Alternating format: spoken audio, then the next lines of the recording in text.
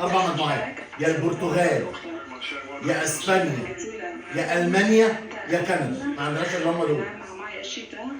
في آخر مرة لعبت اليابان يا مع نهار ازرق لو رحنا مع انجلترا وكرواتيا المباراة الافتتاحية ده هيعملوا وشنا جزام.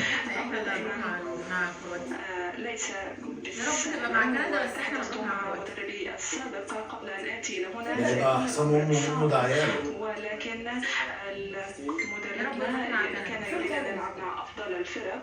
احنا ممكن نبقى مع البرتغال، طبعا فرنسا والبلجيكا طلعوا بره، شكرا جزيلا وبلجيكا طلعت بره. إليك الآن وشكرا جزيلا. انتهينا من 24. مين ده يا انس؟ مين ده؟ وأنا من 24. مين ده؟ الآن ريو فرديناند، هو ده. والله شكله متغير أوي. ده فرديناند بتاع عارفه بتاع اللي هو السي بي. ده أرخ من اشطر من المدافعين من اللي جم في تاريخ مصر. انجلترا. انت بتصور ايه؟ انت بتصور اي حاجه؟